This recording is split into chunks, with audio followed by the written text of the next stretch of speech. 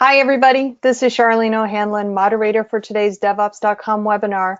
Wanted to give you a heads up that we're going to be starting the webinar today at about 2 minutes past the hour, at which time we'll have Chetan Kaneki, CTO and co-founder of ShiftLeft, giving a great presentation. So please stay tuned. We'll be back in 2 minutes.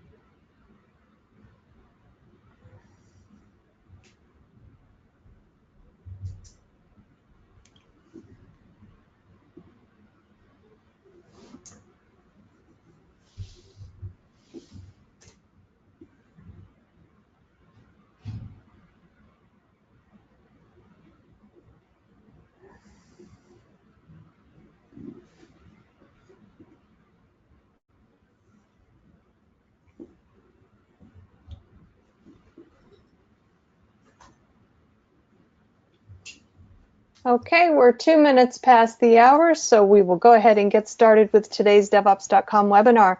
So good afternoon, good evening, or good morning, depending upon where you are in the world, and welcome to today's DevOps.com webinar. I'm Charlene O'Hanlon, moderator for the event, and I welcome you. First webinar of the new year. I'm so excited. We have a great webinar on tap today, but we do have a few housekeeping items we need to go over before we get started. First of all, today's event is being recorded, so if you miss any or all of the event, you will be able to access it on demand. We will be sending out a link post-event in an email that will take you right to the webinar on demand. And we are taking questions from the audience. So if at any time during today's presentation you have a question, please don't wait, don't hesitate. Use your GoToWebinar control panel and submit your question. And we will take about 15 minutes near the end of today's presentation and go through the audience questions. Okay, with that, we will kick off today's webinar, which is ShiftLeft Ocular, the Google Maps for auditing your code. Our speaker today is Chetan Kaneki, who is CTO and co-founder of ShiftLeft. Chetan, thank you so much for joining me today. Thank you very much, and good morning, good day, good evening to all my attendees. Thank you very much for taking the time. The topic of today's discussion is a product called as ShiftLeft Ocular, analogous to Google Maps for auditing your code with a security purpose. So given that we started the title as Google Maps, all of us are privy to this visual. Every time when we embark on a journey, the first thing we do is plot our source and destination, and thereafter understand various routes available to our dispense to traverse towards our destination. The map also provides us enough contextual information from the perspective of traffic contention, roadblocks, construction, anything that helps us aid our decision-making process of choosing the appropriate route. Behind this map is actually a graph, because you have two nodes and an edge connecting those two nodes. And of course, there are various other edges, great amount of detail, providing you enough context to make the appropriate choice. Now let us zoom into the application that is actually built and is powering those maps and those visual interfaces that we use when we embark on journeys. Every application is written using source code. Engineers write source code because that's their core competence and expertise. And as they write source code, they are iteratively reasoning and coding at the same time. When they code, they write functions, and one function calls the other in order to serve your purpose as you interact in the web browser when that application is hosted. When these applications become relatively complex and we take an aerial view at it, it almost looks like this. It's almost a complex graph of connected edges and connected nodes. At the nodes lie various functions, and once a function is called upon, it communicates with other functions to serve our business needs. Now note that this becomes relatively complex as our application evolves over time. When we deploy this application, our consumers interact with the application, and so does malicious or adversarial entities. The sole purpose of attackers or adversarial entities is to figure ways to exploit our application. Their aerial view of our application is likened to a maze, and they're essentially traversing our application in order to find inherent vulnerabilities that they can potentially exploit and exfiltrate data. Note, as they traverse the maze, they're conducting trial and error exercises. So we looked at three different perspectives, one from an engineer, the other from a security personnel, which is essentially the aerial view of our application. The third is from an attacker perspective. Behind all three of these perspectives are graphs. So let us pause and ask ourselves, why are graphs interesting and used as the core representation behind all these structures? How can we represent code in a graph? Because everything starts at code. Code is written, compiled, packaged, and deployed that becomes an application that our consumers touch. And thirdly, what can we learn from a graph? What are the advantages of having a graph at our dispense? Let us guide our thinking with a model, a very simple representation of an employee working for a company, reporting to a manager, working on a project associated with that company.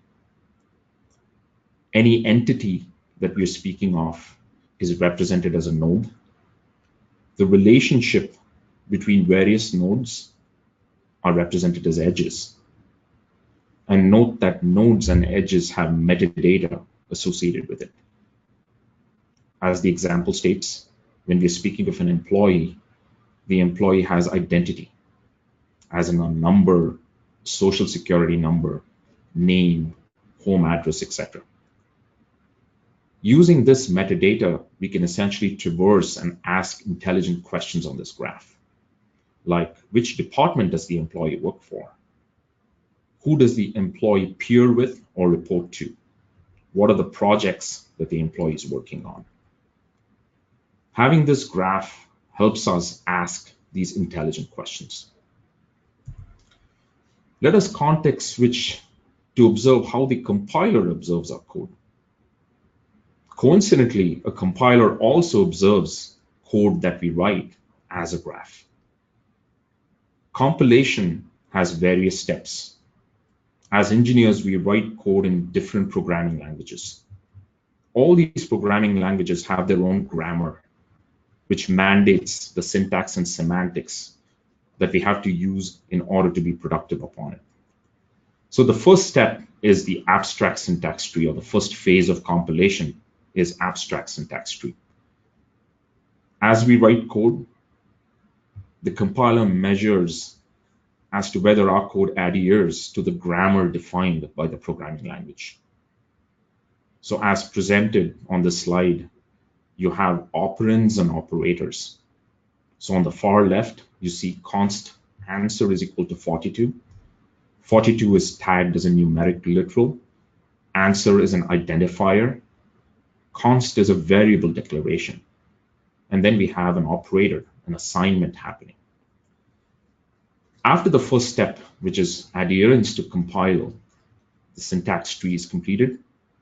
The next is control flow. In our code, we have various conditions. Based on these conditions, there are various branch and bound loops that are established. So we are typically use if else, while, go, break, and go to, depending on the programming language, to define the control flow. Typically, compilers use control flow to optimize your code. That is the sole purpose of the compiler, besides other purposes for optimizing and constructing fragments of your code. The third step is typically in code, we create data, we initialize data, and we pass data between functions. So the elements of data have scope in it. It's either global scope or local scope within a certain control block that you've defined. So the program dependence graph gives us sufficient information of how variables are initialized and they traverse through various functions in your code. Note that these three representations are sequenced or completed as various steps in the compilation process. These representations, or what they call as intermediate representations, are fairly interesting. So how can we effectively use it to extract security insights? This is what our chief scientist, Dr. Fabian Yamaguchi, did. He took these three very rich structures and unified them to create a versatile graph format, which he called as code property graph in his PhD thesis. Having this unified representation at our dispense enables us to ask intelligent questions from a security perspective. Because as we noticed in the prior slide, when we get into the mind of an attacker, they're identifying ways or front doors from your web page into your application, thereafter to your host, and then the network, eventually leading to your data. So they are paths. There are various paths in the code that they're trying to figure out, the various weaknesses in your code that they're trying to exploit. So having this graph at our dispense helps us get into the mental model of the attacker and ask intelligent questions to identify inherent vulnerabilities in the code. Given that this is a layered fabric, different parts of the fabric represent syntax, control, and semantics. The call graph, meaning how data flows through your code. And then, like we looked at and observed at the map, you have a higher level path, and then as you take detours, there are subpaths. So how can we lift up and understand higher level flows from point of initiation to point of lookup at external resources like database, file systems, etc. And finally, how can we apply policies upon these high level flows in order to suss out weaknesses or vulnerabilities that might exist in your code? This is the point at which Ocular was born. Ocular is an interactive query interface that helps us query this intelligent unified graph that we've created at ShiftLeft. This is a tool that can make the work of a security analyst or an AppSec team or developers very effective and efficient because it provides powerful querying capabilities to identify vulnerable conditions. But prior to understanding vulnerable conditions, we need to understand the structure of the application. Because as engineers, we code at high velocity. And with the advent of DevOps, our code is deployed even faster. So with these two fast motions, often security gets left behind. So we need a system to identify what our risk is at based on the attack surface of our application. And thereafter, we need to compare the evolution of our application version to version to understand its security posture and also understand if you're heading in a positive or a negative drift. So given that we spoke of the graph and the map, let us buckle up and navigate this very simple code snippet using Ocular. I want to give you a very quick overview of this code snippet. It's a very simple, innocuous code that represents a typical workflow, which is web-based. Note that there is a method called as doGet that accepts an HTTP request and produces an HTTP response. Consumers use our web page, and that web page in turn interacts or calls this function doGet. Now, if we glance at this code, from the request, we are extracting the login and password. We are crafting or concatenating a string, and thereafter applying that string to a SQL statement, looking up the database, and qualifying if the user exists. Now we have a control flow, which we spoke of earlier, where if the user exists, we populate a user object, we set a cookie, and then we forward the user to the next page, which thereafter proves that a session is established and the user is progressed into the value of your application. Now, if the user does not exist, we enter the second part of the branch and bound condition, and then we re-forward to the sign-in page with the appropriate message saying that the user failed to log in and does not exist. As you see, very simple kind of code, very representative of how it looks like both from a legacy code perspective and even microservices that all of us write. Now let us double click to examine all the faults that lie in this code. But let us wear our hat of an attacker and also traverse this code just like a graph or a map. The first vulnerability that potentially exists in this code is a denial of service attack that can be established because of the conditions that exist in this code. Let us zoom and pay attention to the highlighted portion of the code, particularly the first section that says get connection, thereupon calling a function called as get connection. Here, a database connection is established to enable the lookup of the user's identity and establish a session. Note that the faults that lie here is, first of all, a global database connection is created. That's great. It's an optimization measure that all of us do. But what is a lead-on fault is we're not using a connection pool design pattern, which means connections are not released in the control block. So if an attacker just repeatedly attempts logins, connections are exhausted. And over time, that could lead to resource exhaust, which could lead to your application to fail. This is essentially called as an attacker-induced denial of service attack. So let us quickly zoom in and examine how Ocular can be used to traverse and understand this vulnerability. Firstly, I've downloaded this sample application. By the way, it's available on GitHub under the slug tar-pit, which I will share after this presentation is complete. I have downloaded this application or cloned this application on my machine. The first act is I'm going to create a package. As a consequence of creating the package, it created a WAR file, which is typically deployed in a web server. Now, the next call to action is I'm going to create the graph.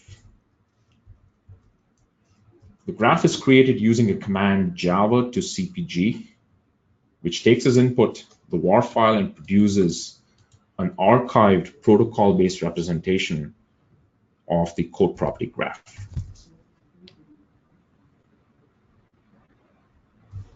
Now, this command causes computation of the graph, extraction of information, and connecting all the elements of your software supply chain represented in your application, which could be your open source, the servlet framework, and everything else representing the application.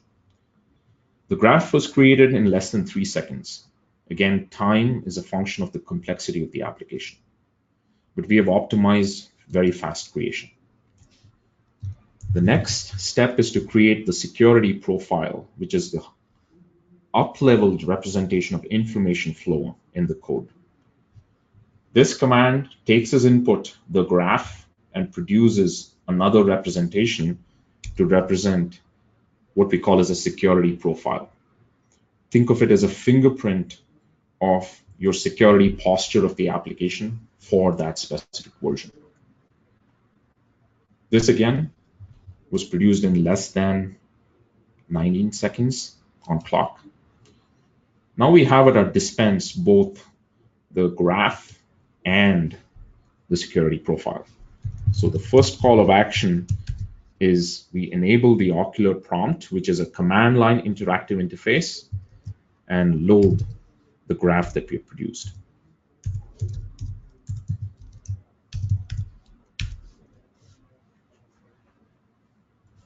The next step is to execute another command called as load SP, which essentially loads the security profile that we've created into this namespace.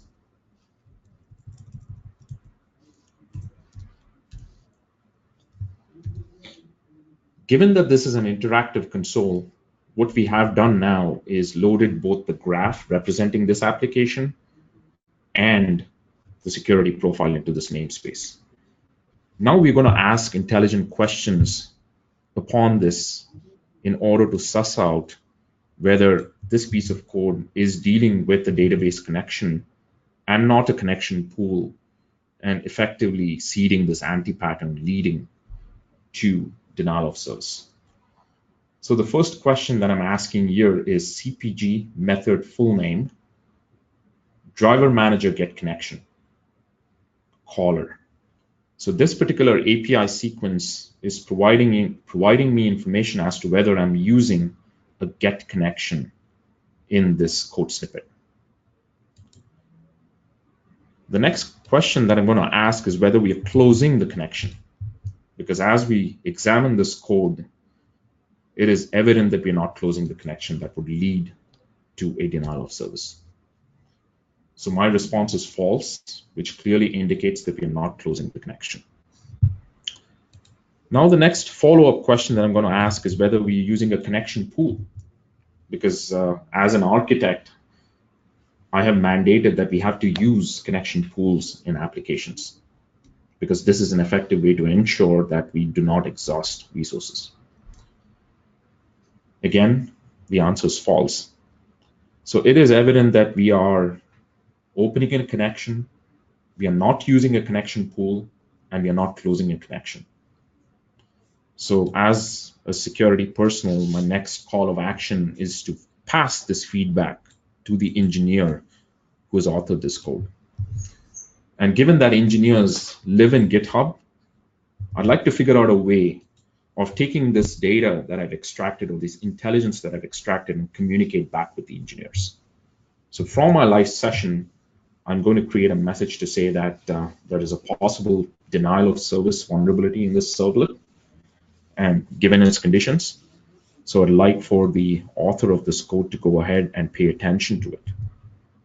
So using very fluent API, I'm going to create an incident or issue in GitHub. So this interactive console, Ocular, has the capability of supporting higher-level APIs, meaning you can codify communication paths to GitHub, Jira, and other subsystems so that any intelligence derived is taken back to engineers to address. So given that I created the issue, I'm going to traverse back to my browser. There's 0 issues here, and note there's 1 issue here, the issue that I just created about a few seconds ago. Now this shows that I've taken interaction further to my engineers and closed this feedback loop. So let us go ahead and examine another use case. We spoke of denial of service so far. The next one is SQL injection. Again, let us pay attention to the highlighted areas. We receive input from the HTTP request whenever consumers interact with this API. From the request, we extract login and password. And now that login and password is concatenated or appended to this query string, which in turn is piped to this prepare statement. Thereafter, we look up the database. So what are the issues or mistakes in this piece of code? Of course, as an engineer, I might say I'm using a prepare statement, so I'm safe enough. But where I faltered is I essentially appended the login and password to a SQL string. So this is a precondition that could potentially lead to SQL injection, meaning an attacker could substitute or append a 1 and 1 to any password that he adds here, and there, lo and behold, he has access to all the records in your database. So this is a pretty dangerous condition. As much as we think it doesn't exist, it exists in several places in the code. How can we traverse this anti-pattern and understand that we have an untrusted input initiated by an attacker traversing from the request to this SQL string and thereafter the database? So how can we understand this through Ocular? So I'm going to quickly bounce back into this console and ask questions. Now, the first question that I like to ask is, are we using any HTTP endpoints, which is typically termed as sources of communication in my code? I use this by asking the graph of give me all the types that exists in the graph, which is of type HTTP. So out here, I've received 3 instances, which is an HTTP servlet, a request, and a response. But if I just zoom out and look at all the types in the code, because we're dealing often with several types, there are a laundry list of them. And what is even more interesting is I can check to see what are the types that an engineer has initialized in the code, both from an system perspective, which is typically prefixed by Java dot, or an external perspective, meaning are you using a particular package from structs or Apache collections, etc. So merely by examining types, I can get some seriously rich information, which is there is this piece of code, it has an HTTP endpoint where it is receiving requests. And by the way, a prepared statement is used, a SQL connection is established, and the logger is used. So if I traverse back to the statement, I'm filtering and asking whether HTTP is used. So that came back with 3 instances. Now the next question that I wish to ask, given that we want to traverse this particular code like a graph, is are we using a particular function which accepts HTTP request as an argument and does not have any other call sequence in between, meaning that it is a source element. It is an edge that has no inbound. Now, typically from the world of graphs, you have nodes communicating with other nodes at edges. So if you have a node that has 0 incoming, that essentially represents a source, which is the point of emergence of information. So in this query, I'm asking the graph, give me all methods that accept parameter of type HTTP servlet request and filter those that do not have inbound edges. And lo and behold, I got the do-get function. Now this is the function that is accepting requests that the consumer can interact with. Now with this piece of information, I'm going to assign this to source because that's my point of emergence of information. The next question that I'm going to ask is, do we have a prepared statement in the code that accepts or takes any assignment or any temporal variable that is extracted from this HTTP request? So in this case, we have another succinct query, which is give me all methods of full name prepare statement, which is accepting a parameter of type string. I'm going to quickly assign this to sync because from a graph perspective, what we'd like to understand is whether a sync can touch a source or a source can traverse all its way to the sink. So here I'm conducting a reachability query where I'm saying the sink, from the sink, can I essentially start at the source and reach the sink and identify all flows that exist between the source and the sink. What Ocular returns is a very detailed representation of all communication paths from point of emergence to the termination point, which is prepared statement. Given that we have this flow trace at our dispense, what we'd like to inquire is whether the engineer is conducting validation or some degree of escaping or cleansing of the SQL query to ensure that SQL injection is not applied on this path. So now I'm going to extend this query and ask a follow-up question, which is passes not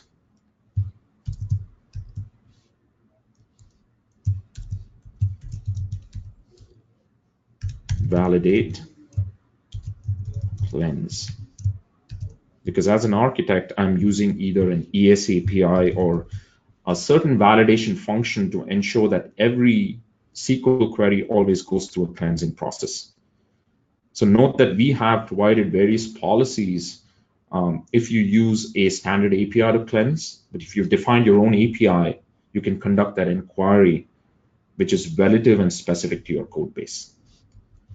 So in this case, I'm going to inquire and ask if you've created any API that passes through validate.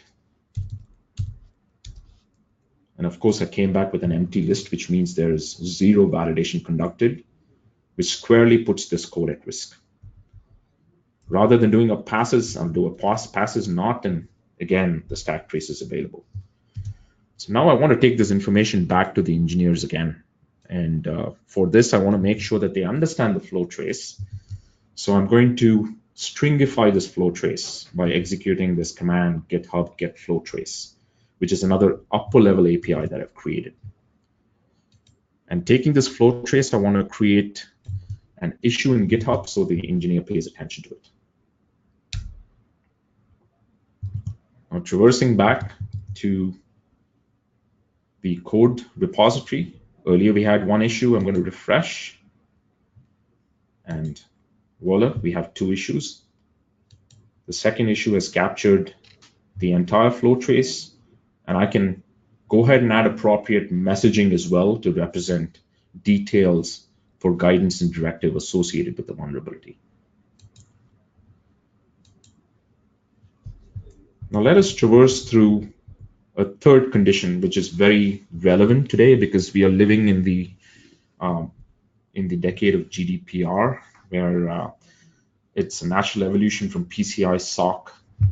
But all of us, when we write code and deploy applications in public and private clouds, have to measure ourselves against regulation and compliance because we are dealing with sensitive data. Customers, when they register upon our website, are putting trust and responsibility upon us as application stewards to make sure that data is taken care of. Now, again, let's zoom into this code snippet and identify what are the mistakes that the engineer is committing. Like we stated earlier, this is a simple HTTP request. We're extracting login and password. And when the user successfully establishes session, the first thing we do is create a user data structure. Of course, in our code, we have various data models that represent different entities pertaining to our application. So in this case, we have a user data model. We're extracting first name, last name, passport num, etc. And from there, we have various flows. But eventually, I want you to pay attention to one thing that we often do as engineers for visibility and insight from a triage perspective. We want to log everything. Sometimes we log in deep as debug or info by mistake, but these logs get carried on from your file system to third-party vendors like Splunk, Sumo Logic, Loggly, etc., and provide insights for your support staff. But the mistake committed here is that the user data in its entirety is being logged in clear text, which means that you are in violation of PCI, HIPAA, SOC, and GDPR. How can we identify this mistake?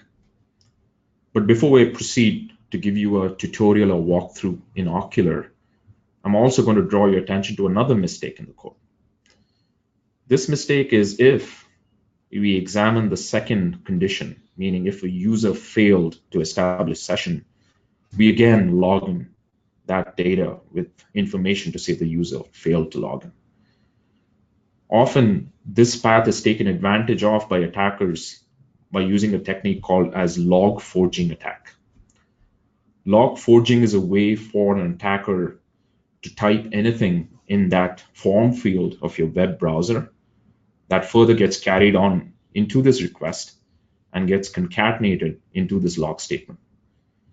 Log forging is a creative way for attackers to trick your logging system by adding certain malicious data like user logged in successfully and now you have a message which is contradictive in nature, because an attacker could just say successful and failed in the same line.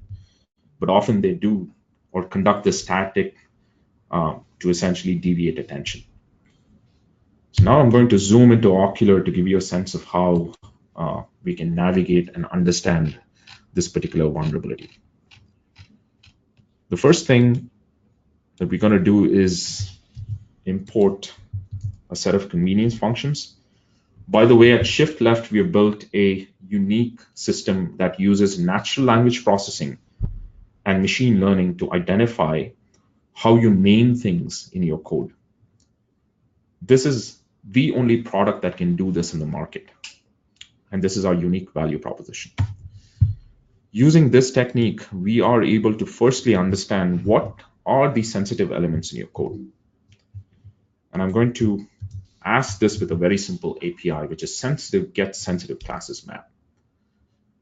Now, by applying various models of natural language processing and conducting cross-validation, we have identified that you have a model of type user, given that it contains first name, last name, passport number, zip code, etc., and tagged it as containing critical credentials, PII information, personal, and location-based. And also, given that we're dealing with cookies, that has been identified as sensitive as well. Now, given that we have identified there exists something sensitive, the next question that we want to ask is whether that sensitive element is treated properly in your code. So again, using graph navigation techniques, we identify any method that is working with or accepting this data structure user as referencing identifiers or arguments per se. And then we want to examine whether that element is being passed to a logger. So we demarcate any logging entity of type info, trace, debug, warn, and error as syncs. So the first question that I'm going to ask is whether we have flows between any function that either initializes or deals with the model user that flows into the logger. Notice that this is a common strand across every recipient using the same Fluent API, which is sync reachable by source. This is almost like establishing that connection between these two nodes. And voila, we came back with results. And if you look at this trace log, it establishes point of emergence, which is the do get request.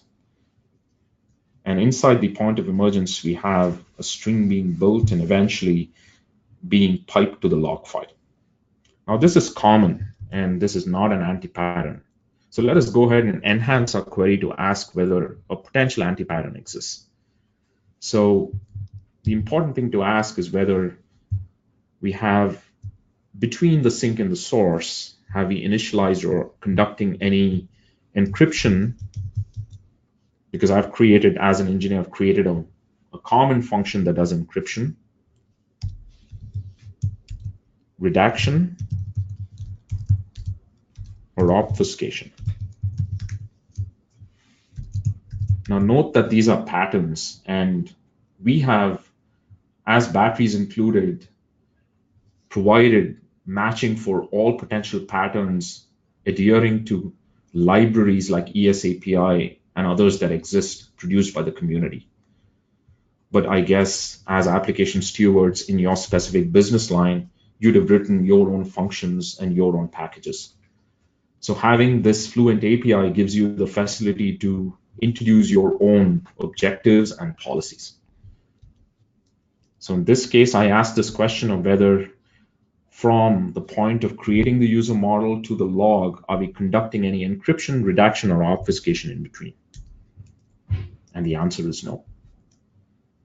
So I'm going to switch this query over and ask a passes not, which means that there exists a path, but there is no encryption, redaction, or obfuscation. And of course, yes, I came back with this trace again. So lastly, I'm again going to take this this flow trace and communicate back with the engineer to let him know that this piece of code is in compliance violation. So let's traverse back to our GitHub link. We have only 2 issues, and since I created, there is a 3rd issue being created with sufficient data of the flow trace with line numbers so that the engineer can identify the context of conveyance and takes appropriate steps to triage and address.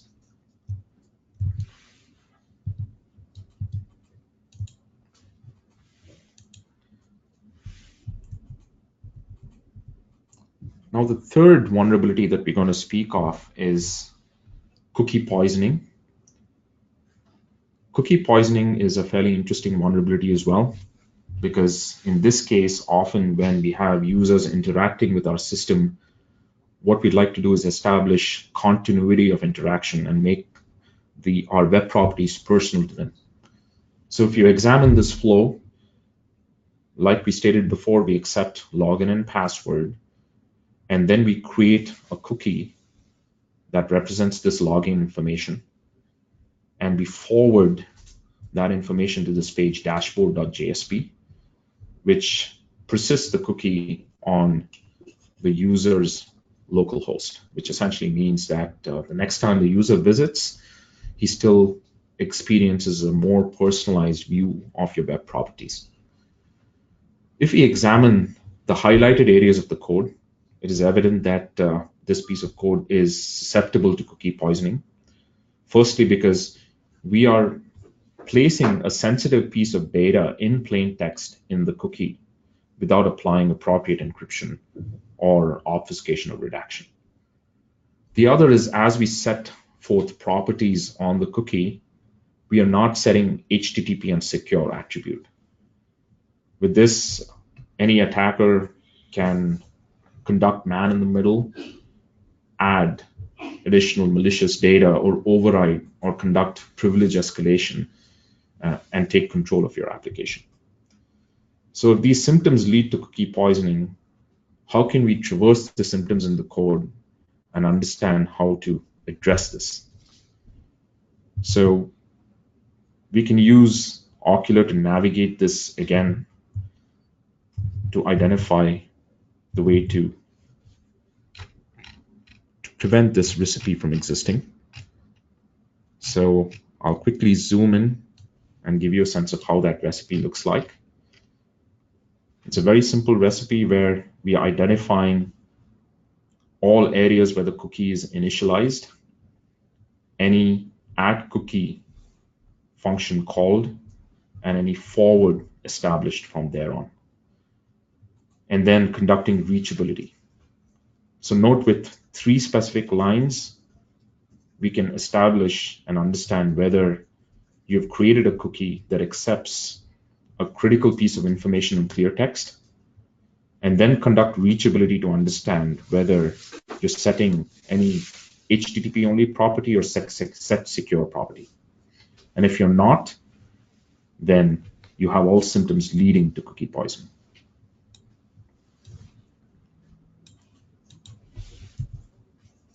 The other vulnerability that exists that I want to draw your attention to is security misconfiguration.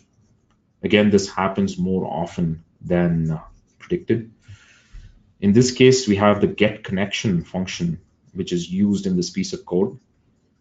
And here we have the database credentials hard-coded and the database path hard-coded as well. With this, anyone who can essentially decompile your code and understand all your sensitive information. So often it is recommended that we should not be using literals that represent sensitive data. And these sensitive data pieces should be appropriately represented either as system properties or stored in the vault and looked up with appropriate privileges. So there are various other conditions that exist in your code, but we spoke of almost about 5 to 6 such conditions. And all of these conditions can be identified as recipes using Ocular. And we also examine how we can take these recipes and apply a degree of automation to it. Because as security analysts and AppSec teams navigate the code and identify anti-patterns that could lead to vulnerabilities, that information can immediately be taken and filed as issues in systems like Jira and GitHub. So with this, you have an effective connected feedback loop between different entities in your organization. And all these recipes can also be taken and applied as policies that is continuously evaluated version to version on your code base. So as continuity, we also have another product line called as Inspect, which has essentially a very rich batteries included set of policies available for you to apply on all your applications and inspect the security posture. With Ocular, we provide these policies to you as well. But what you can also do with Ocular is enable your AppSec team and your security research teams to augment the policies, make them personal to your application, and thereafter evaluate version to version. The Ocular trial is available on the website go.shiftleft.io. We have a 14-day Java-only trial where you get to experience the product like I did. And we are happy to provide you an bootstrap training in the process as well. And 4, if you want to engage in an Ocular proof of concept, I'd request for you to send an email to sales@shiftleft.io. At the moment, we support Java or C and C++. And with the trial, you can either establish a full product version, or with self-serve, you can establish a product version that does not include the necessary policies. So thank you very much for listening, and I'm happy to take any questions. All right, great presentation, Chetan. We do have about, I'd say about 12 minutes or so for questions. So if you have a question for Chetan, please go ahead and use your GoToWebinar control panel, submit your question, and we'll go through those as they come in. The first question, how is Ocular different from SAST or SAST? Absolutely, great question.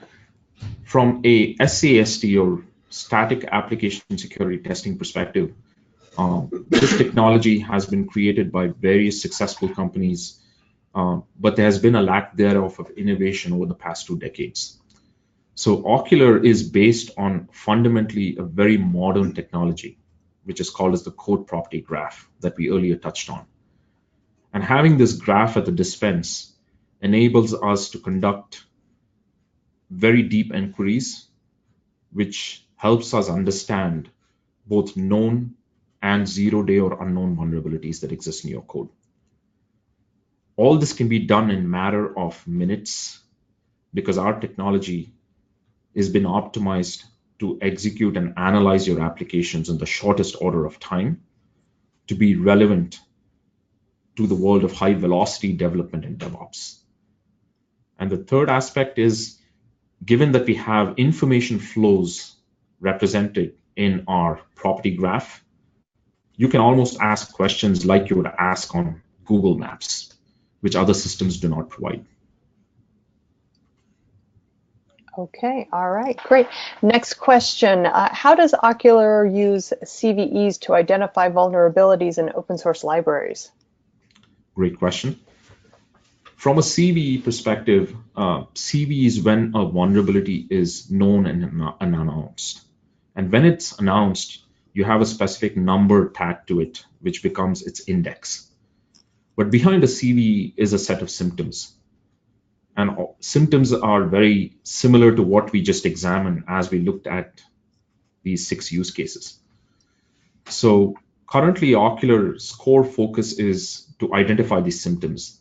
And by the way, we have managed to create various policies, batteries included, that helps you automatically identify symptoms that exist, which is representative of all known vulnerabilities that have been published in CVEs and NVs. But also it has an expansive scope, meaning if you have a 0-day that or a very new vulnerability that's yet to be published, we have the capability of querying for the symptoms that lead to it so that you can stay ahead of the curve. Okay, next question. Do you support JavaScript such as AngularJS or Vue? It is in the roadmap. Currently, we support Java, C, C++, and we are tirelessly working to bring on board JavaScript, Python, and other programming languages. Note that the advantage of having the graph and the query language is if you become familiar with a query language, then you can traverse any programming language, because we have essentially created a single representation where multiple programming languages map into the single representation. So it is coming very soon.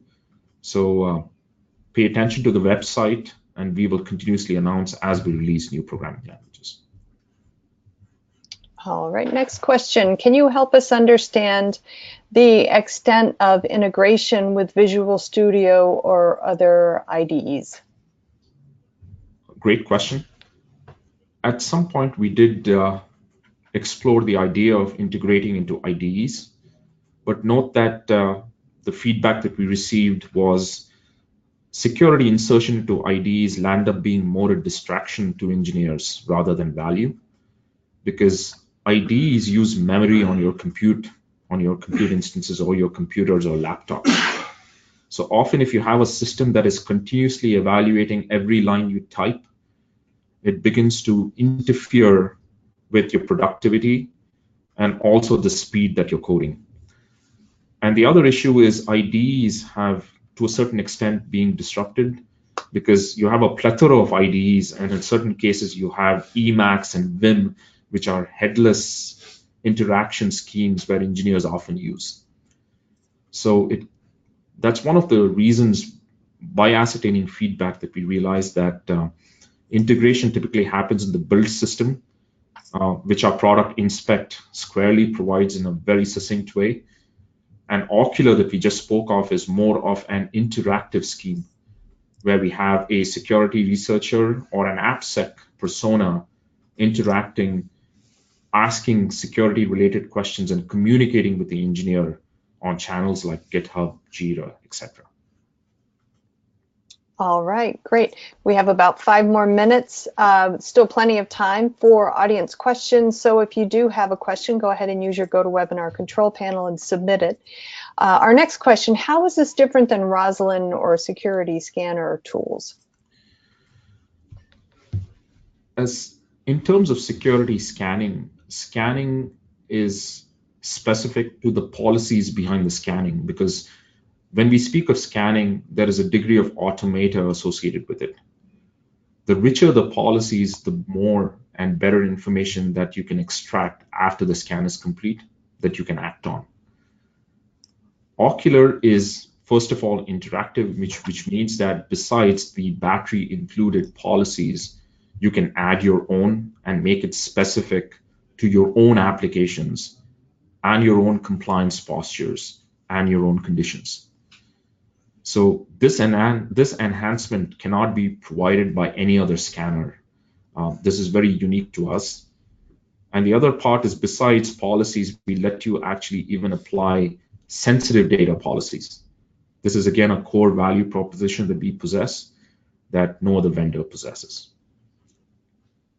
Excellent, excellent. Okay, moving along. Next question, can you give a high-level overview of automatic policy checks you provide? Absolutely.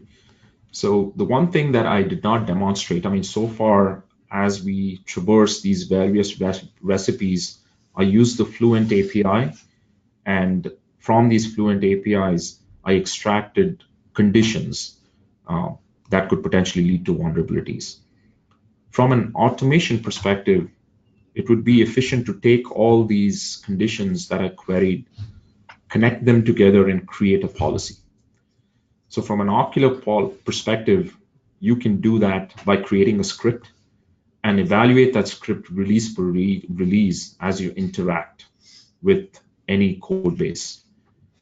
And then we have created a newer language which essentially provides an uplifted higher level flow representation and potential policies that are evaluated upon these flows to check for vulnerable conditions.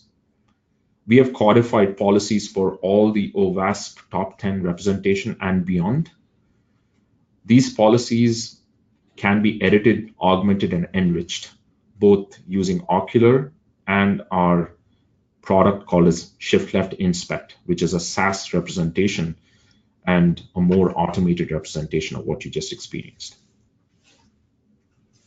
All right, great. I think we have time for one more question here. And I think you may have actually already addressed this, but how can queries be written for one language and be used for other languages? Great question. If you noticed, as I traversed through various recipes, there were three specific things that were very common, which was sources, sinks, and conducting reachability between sources and sinks. These three things are agnostic and independent of the programming language you're dealing with. Because in the spectrum of programming languages, you have strictly typed programming languages like C, C++, they're on Java, and then you have typed inference languages and then dynamic languages at the far end like JavaScript and Python. With this, the common fabric is functions. You're essentially writing Lambda expressions, functions, variable assignments, etc. What we have done is taken the grammar of all these languages, extracted appropriate metadata, and placed them on this common unified graph, which means that the lines blur between languages when it's represented on the graph. Now, as you write queries on the graph, you no longer have to think from a language specificity perspective. And if you wish to get specific and ask questions about the type of a particular variable, then you use that appropriate metadata and ask that question. So there's a great deal of flexibility in the format of the graph and the language of the query that helps you inquire across language boundaries. All right, great. Well, we are about 2 minutes to the top of the hour, so I'm afraid that is all the time that we have for questions. I do want to let the audience know that if we did not get to your questions, first of all, I apologize, but the folks at ShiftLeft will get a copy of all of the questions that were asked during today's webinar, and I'm sure somebody from the organization will be more than happy to follow up with you after the webinar and get your question answered. But I do want to thank everybody who did submit questions. There were a ton of really great ones, so thank you very much. Chetan Kaneki, thank you very much for giving such a great presentation. Lots of good stuff today. I know the audience got a lot out of it, judging from the types of questions we got, so thank you very much for that. Thank you very much, and I'll quickly, given that there's a series of questions pouring in, what I'd recommend for the consumers is to visit ocular.shiftleft.io, a hyperlink discuss, which I've rendered on my browser. Feel free to ask your questions on general discussions, and we are happy to take them and answer them. So looking forward to working with you, and thank you very much. All right, great, great. I do want to quickly remind the audience that today's event has been recorded, so if you missed any or all of it, or if you just want to listen to it again, you will be able to access it on demand. We will be sending out an email very quickly that has the webinar, a link to the webinar on demand. The webinar is also going to be on the DevOps.com website, so you can always find it there. Just go to the webinars tab, click on demand, and it should be right there waiting for you. Again, thank you all for joining me today. This is Charlene O'Hanlon, and I'm signing off. Have a great day, everybody.